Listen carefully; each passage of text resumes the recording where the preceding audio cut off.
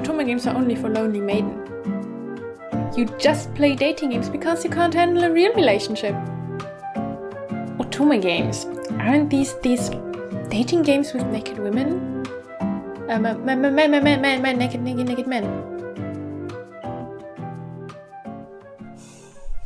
Well, honestly, that was kind of what I was thinking before I started playing Otome games. I think I was even generally prejudiced against visual novels, thought they were boring, and against dating games. Like, only lonely, horny people would play them. My journey of discovery was like this. On a beautiful summer day, I felt the urge to buy the new Xenoblade Chronicles 2 game. Yes, this is leading somewhere, bear with me. Because it looked pretty, I guess, and totally fell in love with the game. I was obsessed with everything. The characters, the music, the story, and more often than not I found myself wanting to skip the battles and just rush to the next story scene. I was hooked, I didn't sleep, I needed to know how the story continues. And this is, I think, where my deep dive into JRPGs began. Are there actually games that don't stress you out with real-time action battles? You have my attention. They tell deep and meaningful stories which not only make you cry, but also make you think about the meaning of life and reflect on philosophical issues. I won't let go of that controller ever again. And with the JRPGs came the Atelier series, came the niche JRPGs, came compile hard games. Came games that are half visual novel already, like the Utawarerumono series. Came the realization, watching pretty anime characters talk isn't boring at all. I like anime. Why shouldn't I like an anime game, so to say? Why didn't I discover that earlier? Around the same time I decided that I would want to brush up my Japanese, something I've been talking about the past 10 years, and decided to buy Japanese JRPGs. And shortly after I came to the mind-blowing realization that I could even play Japanese visual novel dating games, aka Otome games. No stressful combat or complicated tutorials, just everyday talk at my own pace, in contrast to animes where you have to pause and play all the time. And playing my first Otome game, I discovered that is no cheap story. That is a really sweet and engaging love story featuring my favorite tropes. And amazing voice acting. This must be heaven. Where have you been all these years? Why was I prejudiced against visual novels? Why didn't I look into the basis of Otome game anime adaptations earlier? Like Nil Admirari no Tenbin, Brothers Conflict, Amnesia, Kamigami no Asobi. Why? Because of prejudices. And I doubt I was the only one with these kind of prejudices. Where do they come from? Probably because the genre is still relatively unknown in the West. And even in Japan, publishers chose not to explicitly advertise dating games as Otome games, but rather adventure visual novels with romantic elements, like JackJeanne or Bustafellows did. Is Otome a taboo topic now? No, it's just the framing or the advertisement, to make the game genre more inclusive. What about the loneliness prejudice though?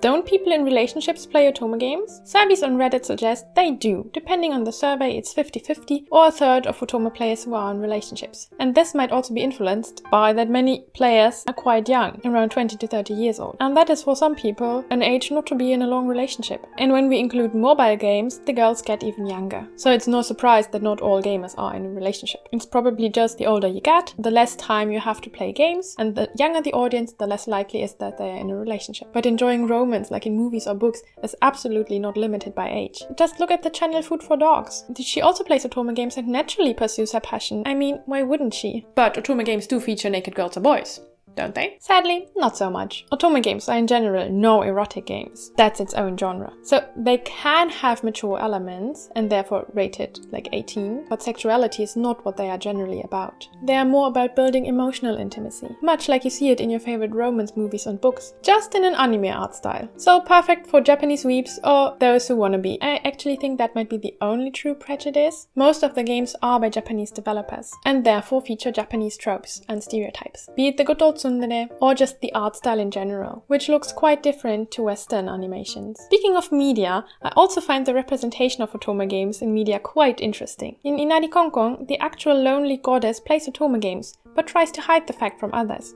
Her scenes swooning over the characters are funny scenes, can't deny that, but I mean it's not represented like any other video game. In the upcoming anime based on the light novel Trapped in a Dating Sim, they actually criticized the matriarchy in Otome games, where boys are only used as toys and side characters disregarded. I know this is meant to be exaggerated and fun, but is it any different in male dating games? So not a very nice representation either. I think the only okay representation where the genre is not completely mocked is in the My Next Life as a Villainess anime or Hamefura series. Of course it's a comedy and some absurd moments of Otome games are mocked, but I don't feel like it's the only thing the series builds upon, and all characters are kind of mocked as well. But to be fair, for example, in The World God Only Knows, the protagonist and player of Galga games is also mocked. So I guess that's kind of our fate, especially in romantic comedies. And that's alright, can't criticize that. All part of the fun. But that also doesn't reduce prejudices. What actually helps to reduce the prejudices are the Otome games themselves. Because once you enter the world of Otome games, you'll realize this is no stereotypical place.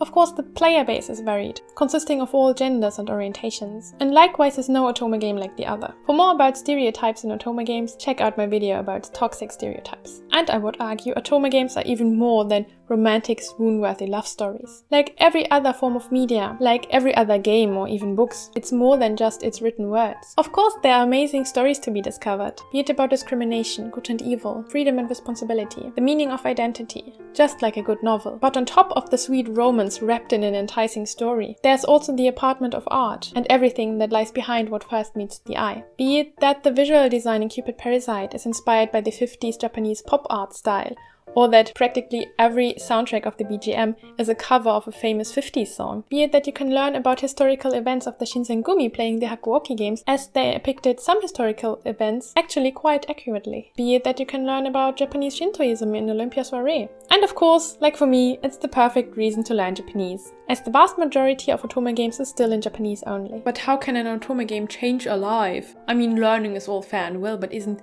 life-changing a bit exaggerated? Well, I can only speak for me and for some people I've talked to, but I would guess there are more people out there who would say that Otome games had an impact on their lives. The most obvious reason is of course discovering a new gaming genre, a new hobby, hundreds of new games, stories and worlds to discover. And at least I try to play Otome games every day, just like other people watch Netflix or YouTube. Don't do either of these things anymore. Or like reading a book or watching an anime. Does that necessarily mean I'm weird? Maybe. I just have an unusual hobby, but that's not worth less or more than any other hobby. So it actually doesn't make me more or less weird, just maybe a bit of an otaku. But I also have friends and even a relationship, just for the record. And all of them actually support my Otome obsession. And following the slogan, you are what you play, so do also Otome games shape who we are and how we form our identity. More about that in my video about fictional characters and personality. But games are not life, duh. Yes, I know. Wait a minute. Because it doesn't end with learning. Like learning Japanese, for example. You can now think about go to or even work in Japan. Or even work in Japanese, like becoming a translator. If my Japanese was good enough, I would definitely do that. And if you don't call that life-changing.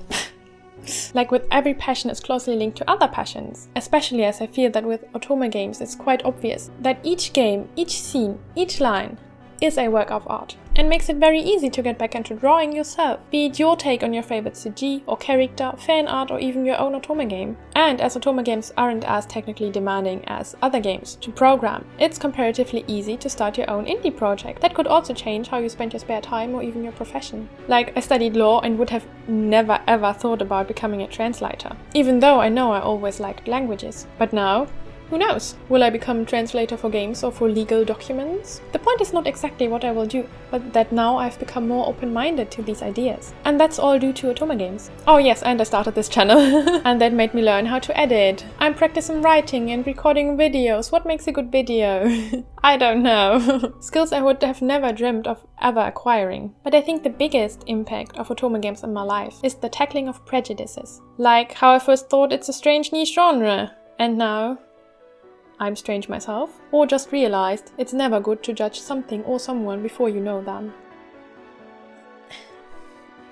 Are you also convinced now? Then consider to like or subscribe or share this video. So I think playing Otome games, being open to new games, to new impressions, that's the real life change. Allowing new impressions into your life, refraining from judging something you don't know prematurely. And the deep stories and romantic fluff is really just the tip of the iceberg and the cherry on the icing. But what I think connects us all in the community is to be part of this group of people who just tried something new or stumbled into it. And now we can make new experience and learn every day, in the game world or in the real world.